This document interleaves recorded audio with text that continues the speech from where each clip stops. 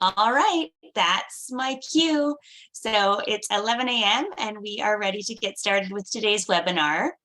My name is Kristen, and from all of us on David's team, I just want to extend a heartfelt thank you for committing to spend this time with us today. We know everyone is so busy and that it's getting harder and harder to take time away, but we're really confident that this investment of time is going to be super valuable for you and your teams.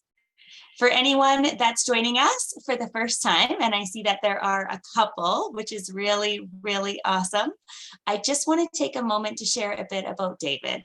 David has more than 35 years of experience as a family therapist, workshop facilitator, lecturer, and advisor to leadership executives from all over the world. He is a best-selling author, respected thought leader, and sought-after speaker.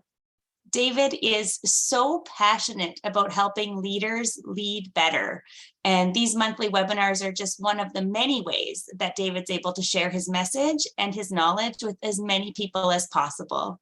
Today, we have a very special guest that we're very excited to introduce to you all. So thank you again for being here today. And thank you for being a part of this incredible, diverse community.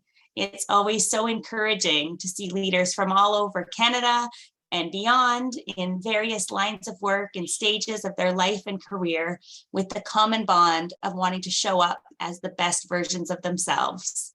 As you know, when it comes to leadership and learning, the journey and the responsibility never end.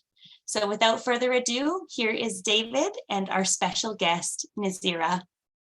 Oh, thank you, Kristen, as usual, for your presence and your spirit. And it's just great to have you here.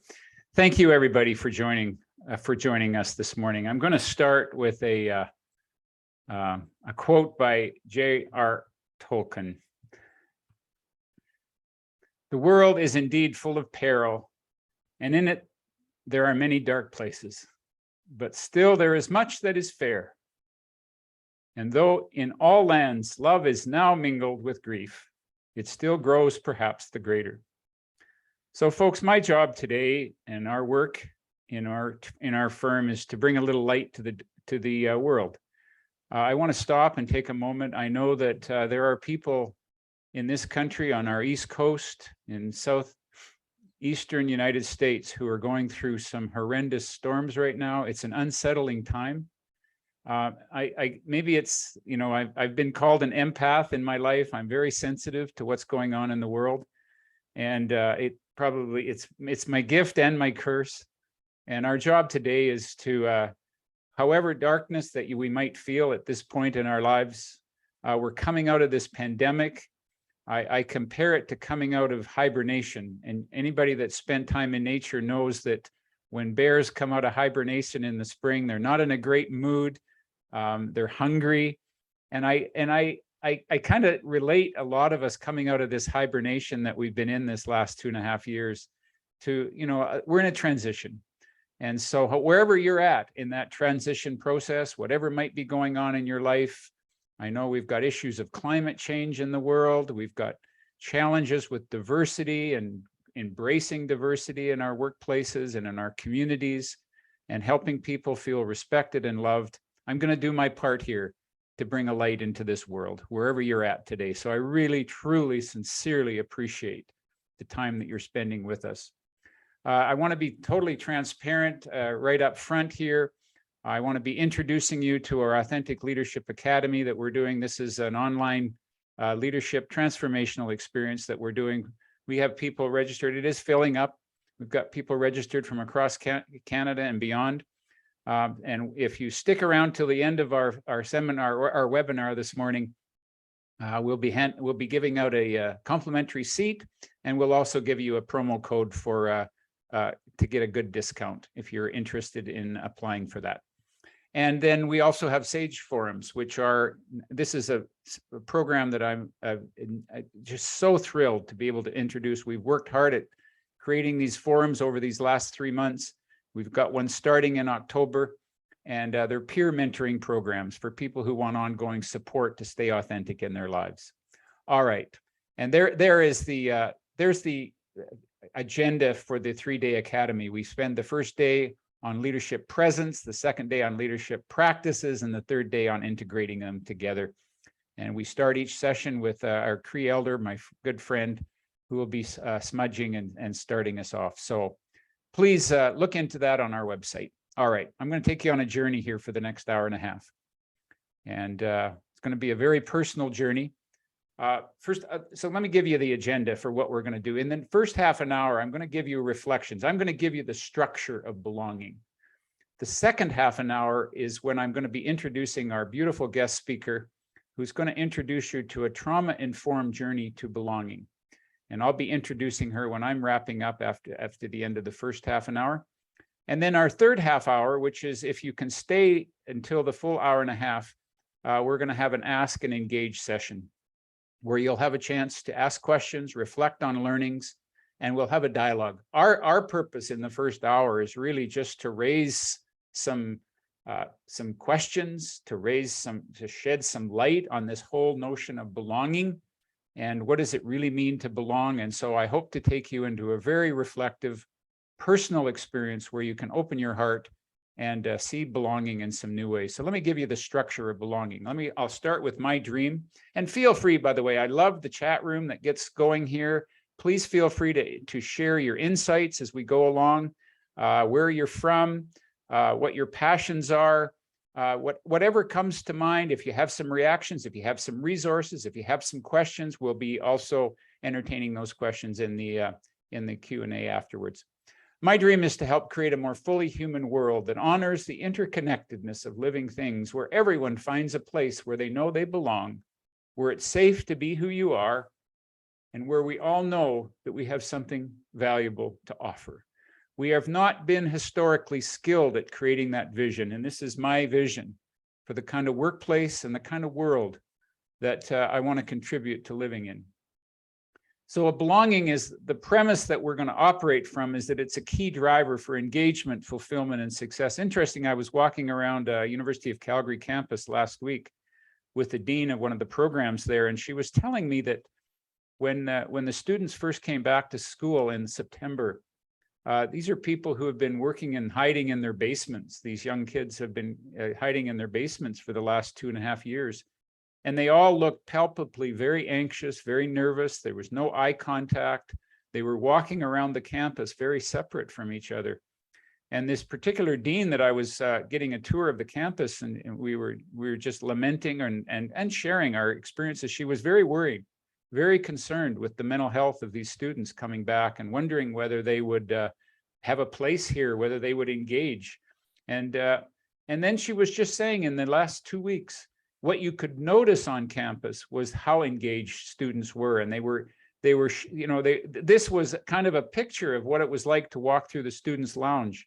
And it was so beautiful. And we were also reflecting, as we were lamenting on their concern for mental health, we were reflecting on the power of belonging, that we get, giving students a place where they belong. It's a basic fundamental need for human beings to feel like we belong somewhere, to feel as though we contribute and are part of something beyond ourselves.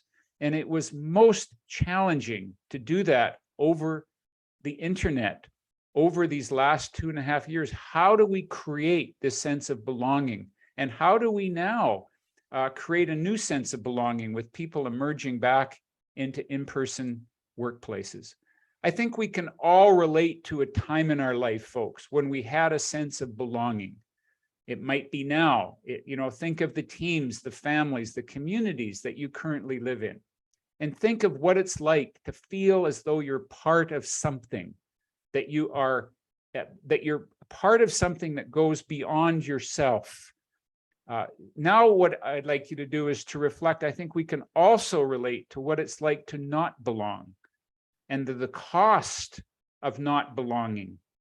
Everyone loses. Think of the price of not belonging, and think back in those times in our life when we didn't belong, and just notice it. Just intuitively, I mean, research will bear this out, but just intuitively, we know what it feels like to belong, and we know what it feels like not to belong. Questions are lanterns that we hold in front of us so that we can see the dark. I'm going to share with you some questions to reflect on in this notion of belonging. What does it feel like to belong? What does it feel like not to belong? What is the value of belonging? Stop and reflect on that. These could be discussion questions that you could bring back into your workplace. What have you compromised in order to belong? You know, in order to feel like we can be a part of something, what have we given up for the price of, for the price of belonging? What is the value of being in exile? Now, that's a question that you may not reflect on very much. But you know what? Years ago, I went to my 30th. I've only been to one high school reunion, but it was really interesting for me. The people who stood out, who really had made a difference in the world, who had in the arts, in the performing arts, in all kinds of creative ways, innovative ways, technology. The real innovators were the kids who you would look back and say those kids were in exile growing up. They were the outsiders. We just watched. We're beginning to watch a Netflix series on the making of Star Wars. And it was the band of outsiders. They were the band of people who didn't feel like they belonged, that came together with a new sense of belonging. So I would just ask you, being in exile, not being willing and courageous not to compromise ourselves, but to stand alone, separate from the belonging in the world, actually has some value if you'll stop and reflect on it. So what is the price to belong? What is the price to step away? And it's the paradox, I believe, of belonging, because all great contributors, in fact, I would suggest that all great leaders in this world really have never felt like they've belonged, that they have been separate. Because let's really look at this. You can't lead if you're part of the crowd. You have to be separate from the crowd. You have to carry a dream, you have to feel separate from the world. Is this world a place that we want to belong in? But at the same time, if you don't connect and invite people into a belonging and create a sense of belonging, then you also can't lead. So this is the paradox that we all struggle with. But I am one today that is a very strong proponent of not compromising yourself in order to belong. It's to belong with a sense of strength, not a sense of giving up. And what are you doing to consciously create belonging? It's something that leaders must be intentional about. You can't just take it for granted. Just like safety, psychological safety in the workplace, or physical safety for that matter, you can't take it for granted. You have to be intentional about saying, how do people here feel a sense of belonging? Or where people don't feel a sense of belonging? And are we really measuring that? So I'm going to talk with you about this. This is the pyramid of belonging. And I want to just say, the underneath belonging is that people need to feel safe. They need to feel that they can be who they are and can contribute who they are. We're not going to get into psychological safety. That's a presentation for a whole different day. I'm just going to work at the structure of this section here called belonging. But what transpires out of that, once people feel like they belong, they get a sense of worth, they're engaged, and they really do move toward creating the kind of results that are important in your organization.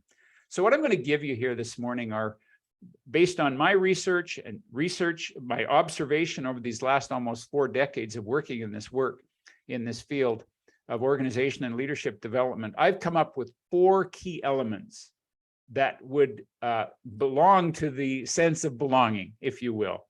And this is about energy. And I purposefully put this in a circle because one will lead to another. It's not a hierarchy here. It's an energetic. And, if you're in your work of leadership today, you've got to be, it's about energy management, and it's about how we work with energy. And so one will bring energy to another, which will feed energy to another. And if you aren't in this cycle of what I call energy enhancement, the opposite can happen, where you can begin to suck the energy out of an organization. So I'm going to start with, we could start anywhere in this 4 circles, in these 4 pieces of this, but I'm going to start with personal responsibility. I think we all, again, can relate to this notion of belonging and feel this less like you're not belonging. Now, I'm going to suggest that personal responsibility, from an adolescent perspective, what happens is this.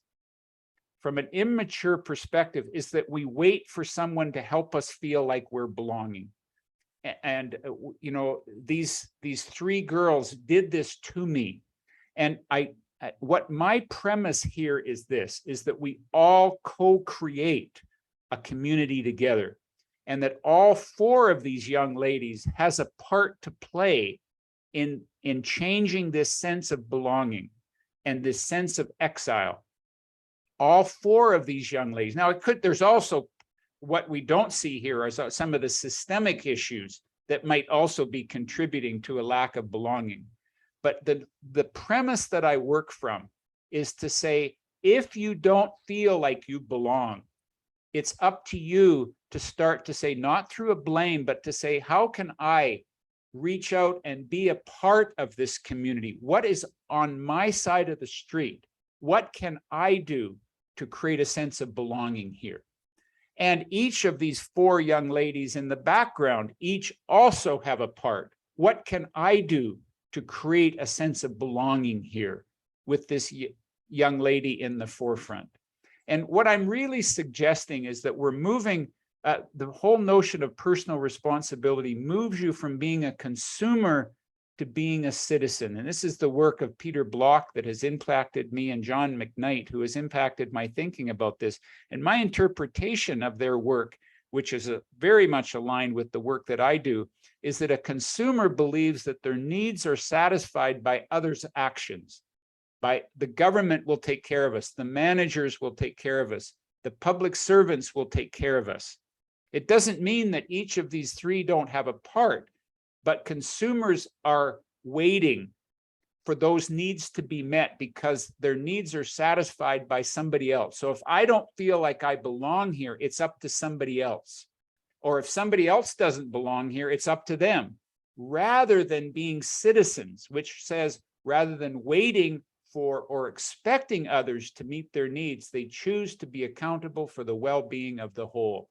They choose to say, I am going to do my part. I'm going to step up and do my part to create a belonging, a place here where people belong. So it's looking in the mirror and it's looking at ourselves without blame.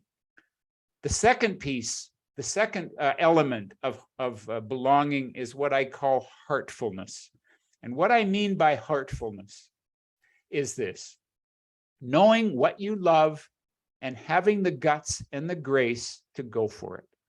So a big part of belonging means I can bring my full presence here. I can bring my full heartfulness here. Now, as leaders, positional leaders who are creating belonging cultures, I want to give you some questions that I would suggest need to be addressed with the people on your teams to create a sense of belonging. What do you love? What do you care about? How does your work here help you take care of what you care about? What is your why, and how can I support you to realize it here? And I'm at my best when, or when are you at your best? This gets to the heart of heartfulness. This gets to authentic leadership. This gets to creating cultures where people can belong by bringing their whole heart here. Belonging without heart is compliance. This is another word for this, could be authenticity. Are we creating a place where people can bring what they love to what they do? It's when we can connect to our hearts that we truly have a sense of true belonging, that what we care about is recognized. Even if what we care about has nothing per se to do with this organization. Maybe what I care about is my family away from work. Maybe this is a job for me, but do I care about what you care about? Do I care about you making a contribution here so that you can take away from work and it will support you away from work and in your community to live and to care for what you care about? This is heartfulness that gets to the heart of belonging. Another way is to stay weird. Another way of saying that is to stay true to yourself. It's another paradox, but the fundamental way that you truly belong is when you can be yourself. When you don't have to, belonging is not about compromise per se. It's not about giving up who you are in order to fit in. We've seen, most of us have models that the way we fit in is by being compliant. The way we belong is to toe the party line.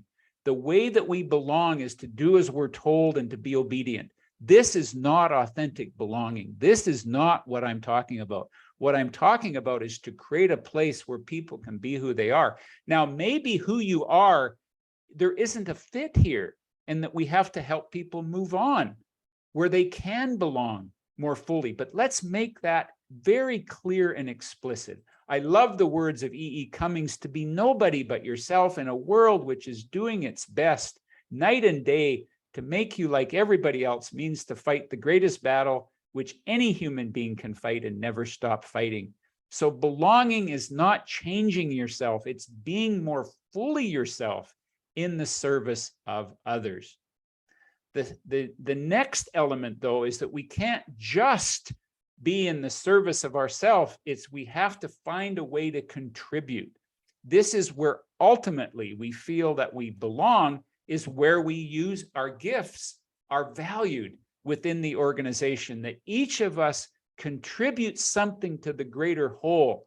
This is how we can belong, when we come together and feel as though and know deep in our heart that my contribution makes a difference to the greater whole, that I make an impact here.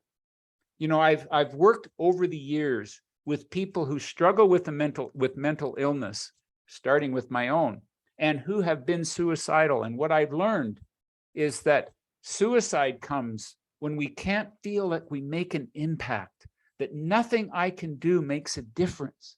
And belonging says, I can take my heart, my authentic true self, and make a difference here. And this is where we begin to get alignment. I learned this from parenting years ago in raising my kids. By the way, this is was my 2-year-old, is now my 26-year-old. But one of the things that my kids taught me over the years is the difference between contribution and chores. There's nothing wrong with chores. There's nothing wrong with giving kids responsibilities around the house. But contributions is something different. Contributions is where we have our gifts and we want to make a difference. And it's my experience that children are born with an innate desire to want to make a contribution. If you've ever brought out a vacuum cleaner with a 2-year-old, they want to help. If you ever bake a cake with a 2-year-old, they want to, 4-year-old, they want to help. And one of the fundamental needs that we have for belonging is a sense that I want to make my gifts, I want them to be contributing. I know my brother was brilliant and he never got less than an A till he got into medical school. And I can tell you that we used to have these family meetings every week. And one of the things that we would ask is, it used to be beef and bouquet sessions, and we would offer bouquets of what we appreciated about the family. And then we could offer beefs about what we wanted to make a recommendation for. And if you offered a beef, the only requirement was that you had to offer a recommendation. And my brother was complaining about, had to take out the cat litter and clean out the cat litter and take out the garbage. And he was complaining about the chores, which, it comes inherent with kids. And my parents said, well, what's your recommendation? And my brother, in his brilliance, said, well, what I'd really like to be able to do is to take over the family income tax.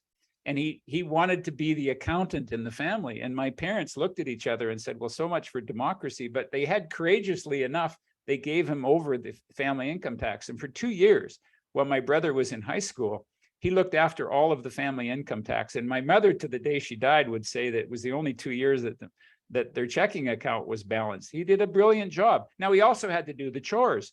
But this is how we belong, is when we know that our gifts are recognized, that our gifts are appreciated and valued, rather than just being told you got a job to do. We're truly and sincerely valued for our gifts. Now, again, if your gifts don't belong here, let's be upfront about it. If we can't find a place for your gifts or can't support you to live your gifts away from work, then let's be honest about it, that you know what, you'd belong much better somewhere else rather than forcing belonging. Let's be honest and authentic and real about the situation. But I would ask each of you, by the way, you can, if you've got teenagers at home, ask them, or actually any child at home, ask them, how's their sense of contribution here? Do they feel as though they're noticed, that they're recognized by their gifts, that they're, and it's not about praising as much as sincerely valuing your contribution makes a difference here. And what's happening today is that with time and technology, kids are just not given a sense in our families of upbringing, the sense, and in our schools. Like I was just reading an article that we now have 200, technology has given us 200 machines that used to, in 2 generations ago, kids were needed. They were needed on the farm. Now we have machines and technology to do what kids used to do for us. And then we wonder why kids struggle with some mental health challenges, because if they don't feel like they belong when we don't feel a sense of contribution. And it takes time to create systems in our homes and in our workplaces where we feel that we contribute. If you've ever baked a cake with a 4-year-old, and you know it takes a lot more time to have that 4-year-old contribute rather than just say, I'll just do it myself. And we even find that in the leadership work. It's just easier to do it yourself than it is to create an environment where people can feel that they make a difference, that they really truly belong, not by being told they belong, but by being shown this is a place where we need you. We need you to contribute. This is where bone deep people get a sense of belonging. And then my final element is basically people have to know you care. You have to care enough to really truly belong. And, you know, for those who've been around me long enough, I wrote a book on caring, devoted it, dedicated it to my brother. It taught me so much about caring in his dying. But I'm all about caring. And, people really don't care how much you know until they know how much you care. And this is genuinely, how do we belong? We care enough to ask the questions that I've been raising. We care enough to say, are your teams, everybody on your team feeling like they contribute and know that they contribute and that their contribution makes a difference? Do you care enough to get to people's hearts? Do you care enough to invest in relationships where we can take responsibility to be a citizen, and when we care enough to connect with what really truly matters in people's life? So I view this world as a big pot. We all contribute and remove what we need from the community pot. Every time you need something, you dip in and you take something from the pot. And when you don't need anything from the pot, you put in a little support, comfort, kindness, love, and so on. If we all throw a little in each day, then when we need it, the pot will have just what we need. So folks, that's my perspective on belonging. I've gone through that quickly. I hope we'll have some discussion after, if you can stay around after the hour. Those are some of my thoughts and perspective on this notion of belonging. I am now going to introduce you to our guest speaker here. And it's my privilege. I can tell you that one of the most incredible things in my work are the amazing leaders that I have a chance to meet with and to learn from. And I met Nazira in a presentation that I gave to all of the hospice caregivers and executive directors in Ontario a couple of years ago. And I want to introduce you to Nazira. Nazira, and then I'm going to stop sharing my screen here because I'm going to put Nazira's on. Nazira is an actually, you know what? Let me stop doing. Nazira, I'm going to let you share your screen while I introduce you.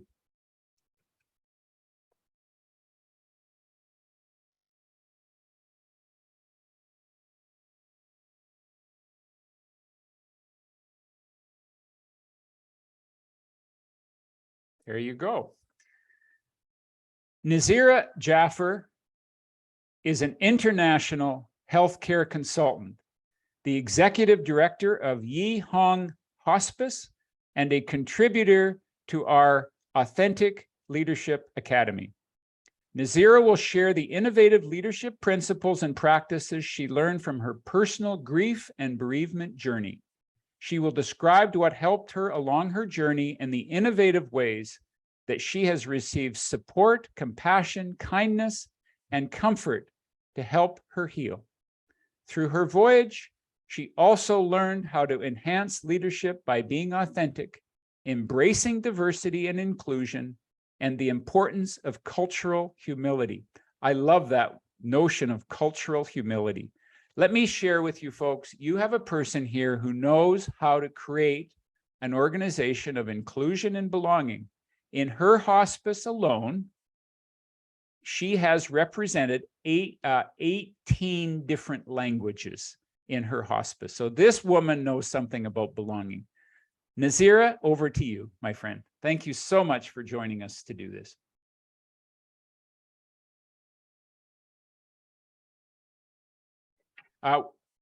There you go.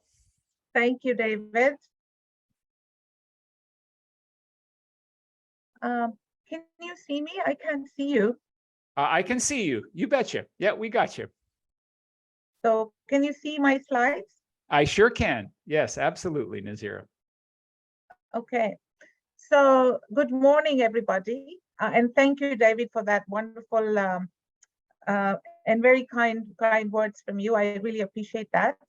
I'm really delighted to be part of this team with David and would like to present today my personal story and share with you the personal trauma, a trauma-informed approach, a personal trauma which led me to a greater sense of belonging and healing.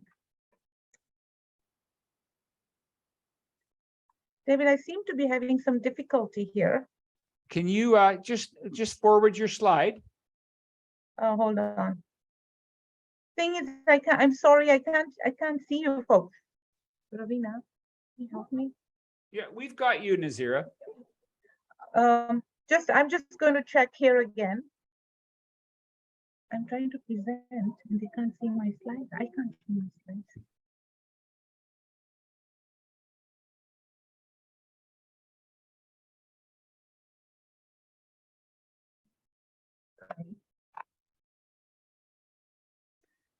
Nazira, if you just trust yourself, even though it's a function on your computer that No.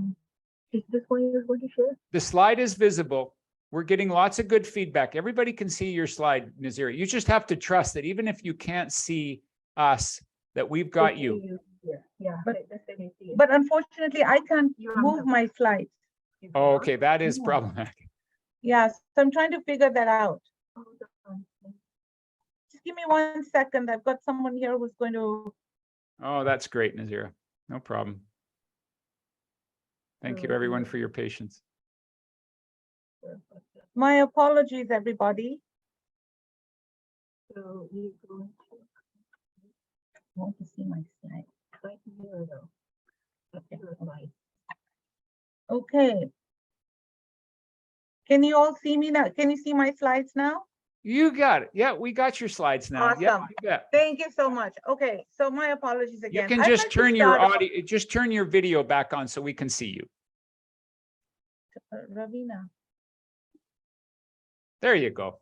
Okay. Okay. So I want to start off by sharing with you an important Japanese philosophy that I learned, and it's called the Kinsugi Philosophy, which really teaches you that your broken places make you stronger and better than ever before. You can break a ball, the ball is broken, it's shattered, and then the pieces are glued together with gold ink, and it transforms and creates another beautiful ball that is much nicer and better than what it used to be. And these balls, all these broken balls can be sitting together. They're all broken, but they form into a beautiful community because there's a sense of belonging. You know, you're all broken, but there's something common. It could be that heartfulness that David talked about. It could be the contribution. It could be the caring for each other. It forms a community. So I'm going to share my story about what's in your comfort and compassion basket. What is comfort and compassion? And compassion for what? To decrease emotional pain and discomfort, to address grief and soothe in the present, give moral and emotional strength, rehumanize grief, moving away from a medical model, and really to acknowledge grief without judgment, and hurting with each other. You're part of community, you hurt with each other, and treat sadness with human connection. So I just want to remind people of the 10 experiences of grief that you go through. You know, there's shock, you face emotions, there'll be depression, there'll be physical symptoms, pain, guilt, anger, resistance, hope, and then down the line, some sort of acceptance. And you can still go back and forth on that train. And very often, pain due to grief will find a way to speak in a different way if you don't manage it. It could lead to depression, anxiety, alcohol, substance abuse, anger, suicide, mental health issues, broken families, etc. So comfort and compassion basket principles are to respect the individual and individualize the care. It's not a cookie cutter solution. And what works at one point may not work in another point. And the gifts in my basket will be different from the gifts in your basket. And remember, my gifts will have a different cultural value than yours. You know, we talk about diversity, we talk about multiculturalism, we talk about pluralistic society. So the rituals and customs may be different, but we all need to find meaning of gifts in our baskets. And I learned through this that it led to leadership transformation for me as well. So what is in your basket? What do you hope is in the basket of someone who's caring for you? And what can we put in our comfort and compassion basket to bring strength and support? We are a caring people. We use the basket to support and comfort one another. That's part of the community. So my story is about my beloved son, Imran. I'm sharing this with his spiritual permission and guidance. And I want to illustrate the fullness of the basket of compassion and comfort. And please remember, this is not a prescription.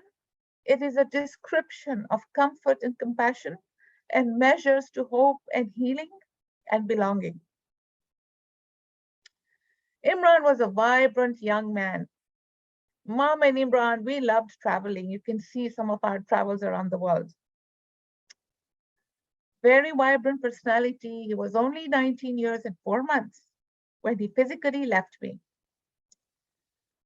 It was a very uneasy night. And then a dreadful phone call came to me on the early morning of August the 10th, 2014. And I do not wish any other mother to ever receive a phone call like that. There were feelings of shock, disbelief, giddiness, surrealism, simultaneous sickening pain emotionally, mentally, and physically. Friends and family support from all walks of life, and at his funeral, there were 3,500 people. We always taught our children, my husband and I, we always taught our children to build bridges with other peoples, to be part of the community, and to be true citizens of wherever they are. There was a guard of honor by 86 uniformed Ismaili volunteers. And we also received a beautiful letter from His Highness the Aga Khan with blessings. It was very evident that Imran was a beautiful old soul, and I am a proud mother of Imran. He was loved by all his friends and all the people, as you can see here. So the journey of days, months, and years. One night, as we were sitting as a family, my older son, Rahim, said to me, "Mom, let's find the silver lining, something to represent him and keep his spirit alive." And that was the birth of the Imran Jaffer Foundation on December 16th, 2014. And believe it or not, we formed this charity to support the youth. And it was approved by the ministry here in Ontario. And I received the letter on December the 16th, which happens to be my birthday. So it was a gift from Imran. And I also received some white orchids from his friends. And I was wondering where that came from, because Imran told his friends some time ago that my mom loved white orchids. So we formed the Imran Jaffer Foundation. And our tagline is remembering profoundness and love and inspiring profoundness and love. So we celebrated every year. We had events. We had the Imran's holiday potluck in December. All his friends said to us, Imran was the glue amongst his friends. We celebrated his birthday every April. We were part of the World Partnership Walk, organized by the Aga Khan Foundation and a team called Walk with Imran. We have annual soccer tournaments. Unfortunately, we haven't had them for the last 3 years because of COVID, but it's done in a World Cup style every year in June. And if you go on our website, you will see the kinds of things we did that. We also instituted the Imran Jaffer Foundation summer internship program between May and August, where students who went to Western University doing the same program as Imran got to learn and experience in huge companies where they got paid. And this was done between the Imran Jaffer Foundation and the company. We also continue to award IJF scholarships at Western University every year in November. As a mother, I also prepared a healing bracelet. You can see this is a healing bracelet that was initiated by some of my friends. And they gave me little charms to remind me of Imran. His friends had an album of, created an album of letters, remembering stories about Imran, and they put pictures. We also developed a CD. I wrote the words and I had a friend who helped me with the songs to create a CD called Inspirations from Imran. So these were ways of remembering him, remembering their profoundness and remembering the love, which continues to inspire us.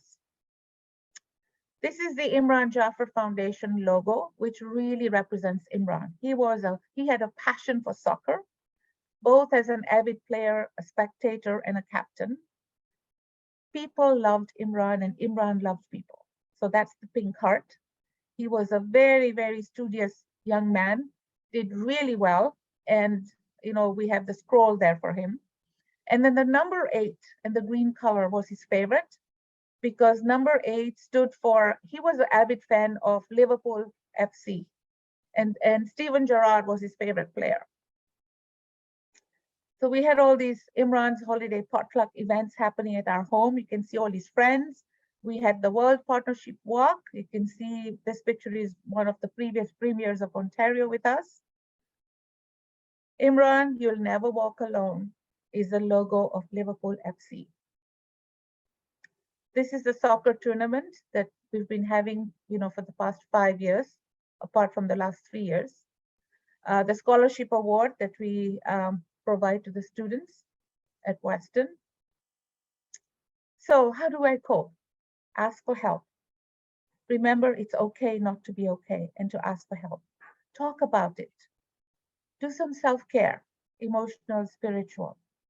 Consider reaching out to relevant health professionals, friends, community members. There are people out there who care for you. Taking care of yourself. It was important for me to take care of myself because I needed to take care of my other 2 children and my husband. I talked about my grief and my loved ones. I reached out to my family, friends, colleagues. I wrote journal entries. And remember, your thoughts influence your emotions, your words, and your actions. And I focused on the things that I was grateful for. So we need to look for connections, that sense of belonging through spirituality, nature, stone healing, mind, body, and spirit. My key learnings were the continuing bonds, legacy building to keep the spirit living on, meaning making, and there was leadership transformation. There is hope and healing. I became more compassionate. I became more empathetic. It led to human-centered leadership, being supportive cognitively, emotionally, physically, and spiritually. Being authentic with truth, love, beauty. And I also developed leadership training for the youth. This is our mission, what we do at the Imran Jaffer Foundation, remembering profoundness and love and inspiring profoundness. We provide scholarships to support young people to become leaders of tomorrow. This was just a quote from me to Imran. We love Imran forever. And we know spiritually is always with us. Does anybody know who this lady is with me? She's a member of our community. She happens to be the mother of our Prime Minister, Justin Trudeau. That's Margaret Trudeau, a good friend. And we were hoping and healing together and sharing our compassionate baskets. So what has changed and how? This has led, the trauma I went through has led to increased connectedness with the divine power, self, family, team, community, and my professional circles. The personal trauma has enhanced a sense of belonging in my circles, all these circles. It has enhanced self-awareness and compassion. It has enhanced the ability to adapt and restore, the ability to transform both as an individual and a leader, to become more authentic and innovative, to become more whole and human-centered, and become trauma-informed care as a leader. What does that mean? Sense of belonging with trauma-informed care can be defined as practices that promote a culture of belonging, safety, empowerment, and healing. It drives engagement, which leads to connection, building bridges, fulfillment, and trust. And because of the sense of belonging, having the confidence to overcome any hurdles as a team or as an individual team player or a leader. So at the hospice, how did we do that? What did I do to improve the belongingness, the connections? We work in a hospice. It's not something for everyone. You have to have a passion to look after people at end of life. During COVID, we missed our hugs. We hugged each other almost every day because we had a sad day every single day. And so we created a healing circle. All my staff, the physicians, the nurses, we all got together. We talked about our issues. We talked about our feelings, our emotions. We cared for each other. We created our own little community. And as David mentioned, we serve multicultural, multi-faith, diverse people from Scarborough in our hospice. And so I have staff from all different cultures and backgrounds. And between us, we speak 18 different languages. And it's not just about food and language. It's much deeper than that. It's understanding their culture and understanding their end of life values in each of these cultures. That creates a sense of belonging for all of us. And it comes from the heart because we all have a passion to look after people. And we believe this is our larger community. And it is such a privilege and a blessing to look after people in their last days of life. Thank you.